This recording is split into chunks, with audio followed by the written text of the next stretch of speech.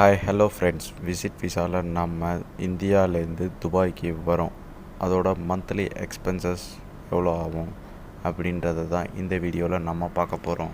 வாங்க ஃப்ரெண்ட்ஸ் பார்க்கலாம். UAE government 2024 ஒரு அப்டேட் கொடுத்துருக்காங்க விசிட் விசாவில் வரவங்களுக்காக. அது என்னென்னா, அது ரொம்பவே ஷாக்கிங்கான விஷயமா இருக்க போகுது.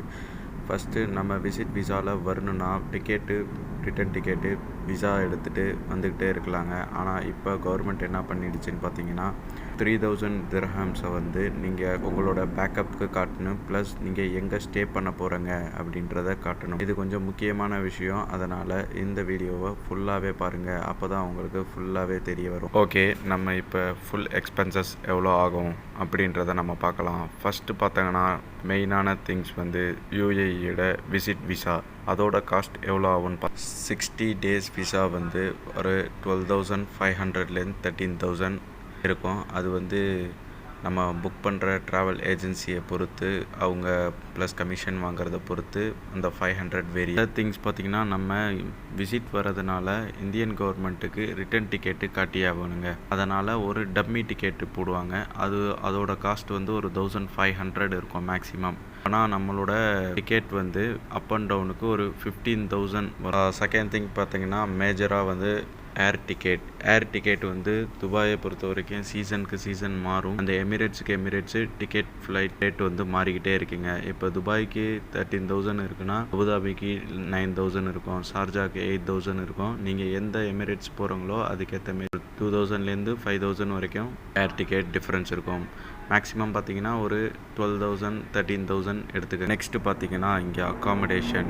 துபாய்க்கு வந்துட்டீங்க, இங்கே ஃப்ரெண்ட்ஸ் ரூம்லேயே ஸ்டே பண்ண போகிறாங்க. உங்களுக்கு மந்த்லி எக்ஸ்பென்சஸ் எவ்வளோ ஆகும் அப்படின்றது தான் இந்த வீடியோவில் நம்ம பார்க்க போகிறோம். மந்த்லி எக்ஸ்பென்சஸ் பார்த்தாங்கன்னா, ரூமுக்கு விசிட்டில் வரவங்களுக்கு ஒரு ரேட்டு தருவாங்க, இங்கே ஒர்க் பண்ணுறவங்களுக்கு ஒரு ரேட்டு தருவாங்க. விசிட்டில் வந்தாங்கன்னா அவங்களோட ஒரு 100 ரூபா அந்த மாதிரி கம்மியாக இருக்கும். ப்ளஸ் உங்களுக்கு விசிட்டில் அப்படின்னு பார்த்தாங்கன்னா ஒரு 400லேருந்து 500 திர்ஹம்ஸ் மந்த்லி சார்ஜ் பண்ணுவாங்க ரூமுக்கு. அது இல்லாத ஃபுட்டு சில ரூம் மெஸ் வச்சுருப்பாங்க, ரூம்லேயே சமைக்கிற மாரி. இல்லை ஹோட்டலில் சாப்பிட்ணும் அப்படின்றாலும் பிரச்சனை இல்லை. ஒரு 3 வேளை சாப்பாடு மந்த்லிக்கு ஹோட்டலில் 400 சார்ஜ் பண்ணுவாங்க மெஸ்ஸில்.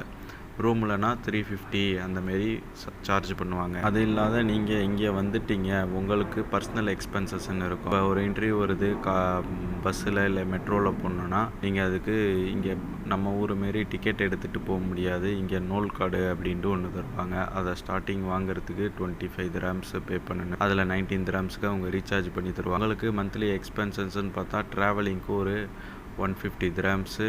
ப்ளஸ் உங்களுக்கு ஹேர் கட்டுக்கு இங்கே 5 திர்ஹம்ஸுக்கு ஹேர் கட் பண்ணுற கடையும் இருக்குது, 10 திர்ஹம்ஸுக்கு ஹேர் கட் பண்ணுற கடையும் இருக்குது. நீங்கள் சூஸ் பண்ணுறதை பொறுத்து உங்களோட பர்சனல் எக்ஸ்பென்சஸ் மாறிக்கிட்டே இருக்குங்க. உங்களோட லைஃப் ஸ்டைலை நீங்கள் எந்த அளவுக்கு சிக்கனமாக இங்கே வச்சுக்கிறீங்களோ அந்தளவுக்கு சிக்கனமாக இங்கே காசு கம்மியாகும்.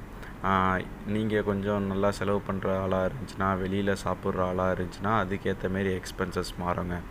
இங்கே சாலிடாக ஒரு 700 to 900 திர்ஹம்ஸ் பர் மந்த்துக்கு எக்ஸ்பென்சஸ் ஆகும் விசிட்டில் வரவங்களுக்கு.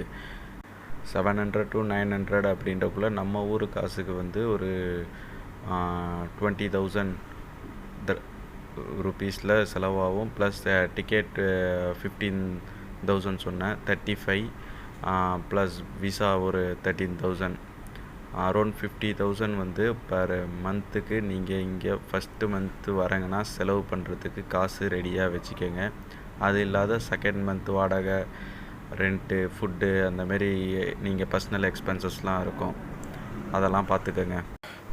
துபாய்க்கு நீங்கள் வேலை தேடி வரீங்க அப்படின்னா, நீங்கள் என்ன நோக்கத்துக்காக துபாய்க்கு வரீங்களோ அதை மட்டுமே கான்சன்ட்ரேட் பண்ணி ஃபோக்கஸ் பண்ணுங்கள். நீங்கள் சப்போஸ் சுற்றி பார்க்க வரேன் அப்படின்னா நீங்கள் ஒன்றும் பிரச்சனை இல்லை வேலை தேடி வரேன் அப்படின்னா கொஞ்சம் காசை சிக்கனம் பண்ணி செலவு பண்ணுங்கள். ஏன்னா நம்ம பார்க்குறதெல்லாம் சாப்பிட தோணும், பார்க்குறதெல்லாம் இங்கே வாங்க தோணும். இங்கே துபாய் எக்ஸ்பென்ஸ் பண்ணுறது, செலவு பண்ணுறதுக்கு ஆசையை தூண்டுமே தவிர நம்ம சேர்த்து வைக்கிறதுக்கான ஆசையை இங்கே ஒன்றும் காட்டாதுங்க. அதனால் நீங்கள் எந்த அளவுக்கு சிக்கனமாக இருக்கீங்களோ அந்த அளவுக்கு சிக்கனமாக பண்ணிக்கலாம் ஃபஸ்ட்டு. அப்புறம் இங்கே ஃபஸ்ட்டு டைம் நான் துபாய்க்கு வரேன், எவ்வளோ எக்ஸ்பென்ஸ் ஆகும் அப்படின்னா, அதெல்லாம் எவ்வளோ டைம் எடுக்கும் அப்படின்னா அதெல்லாம் ஒன்றும் இல்லைங்க. எல்லாத்துக்குமே நார்மல் ப்ரொசீஜர் தான். ஊரில் வந்து விசா அப்ளை பண்ணாங்கன்னா 4 to 5 டேஸில் விசா கிடச்சிரும். அதுக்கப்புறம் டிக்கெட்டு என்றைக்கு கம்மியாக இருக்கோ அதை புக் பண்ணி ரூம் இங்கே உங்களுக்கு தெரிஞ்ச ஆள் மூலயமா இந்த ரூமுக்கு தான் வரப்போகிறேன் அப்படின்ற ஒரு கன்ஃபர்மேஷன் பண்ணிக்கிட்டு, ஏன்னா நம்ம டாக்குமெண்ட்ஸ்லாம் காமிக்கணும் நம்ம கவர்மெண்ட்டில், யூஏ கவர்மெண்ட்லலாம் அதெல்லாம் ரெடி பண்ணிக்கிட்டு நீங்கள் உடனே புக் பண்ணி வித்தின் 1 வீக்கில் கூட நீங்கள் வந்துடலாங்க. அந்த வரது எந்த பிரச்சனையுமே கிடையாது. ஆனால் இப்போ ரூல்ஸ் கொண்டு வந்திருக்காங்க. 3000 dirhams வந்து நீங்கள் பேக்கப் காட்டணும். நம்ம ஊர் காசுக்கு ஒரு 50 to 70,000 கிட்ட வரும். அதை மட்டும் நம்ம பேக்கப் காட்டணும். ஏன்னா அவங்களுக்கு 2 months சர்வைவலுக்கான எனஃப் மணியை நீங்கள் காட்டணும். அதனால் இப்போ ஒரு பெரிய சிக்கல் அது வந்திருக்கு. ஃபஸ்ட்டுலாம் நம்ம டிக்கெட் போட்டு வந்துடலாம். இப்போ அதை காட்டுறதுனால கொஞ்சம் சிக்கலாக இருக்குது. நீங்கள் இங்கே வந்து ஒரு வாரம் வேலை தேடுவாங்க. அதுக்கப்புறம் கொஞ்சம் சோர்வடைஞ்சு வேலை தேடாத சுற்றி பார்க்கணுன்ற ஒரு ஆசை வரும். அதெல்லாம் கட்டுப்படுத்திக்கிட்டு வந்த வேலையை நீங்கள் தேட ஆரம்பித்தீங்கன்னா உங்களுக்கு வேலை கிடைக்குங்க. மற்றவங்க சொல்லுவாங்க, துபாய் போகாத, ஃப்ரெஷருக்கு வேலை கிடைக்காது, எக்ஸ்பீரியன்ஸுக்கு வேலை கிடைக்காது, ஜாப் மார்க்கெட் அப்படி, ஜாப் மார்க்கெட் இப்படி அப்படின்ட்டுவாங்க. அதெல்லாம் எதையுமே காதில் வாங்காதுங்க. உங்களுக்குன்ட்டு எழுதியிருக்கிறது உங்களுக்கு கிடைக்கும். நீங்கள் வந்து ஃபுல் எஃபோர்ட்டில் போடுங்க, உங்களுக்கு கண்டிப்பாக வேலை கிடைக்குங்க. இந்த வீடியோவில் நம்ம துபாய்க்கு வரதுக்கான எக்ஸ்பென்சஸ் எவ்வளோ அப்படின்றத பார்த்தோம். நெக்ஸ்ட் வீடியோவில் நம்ம துபாயோட ஜாப் ஃபைண்ட் எப்படி பண்ணலாம் அப்படின்றத பார்க்கலாம்.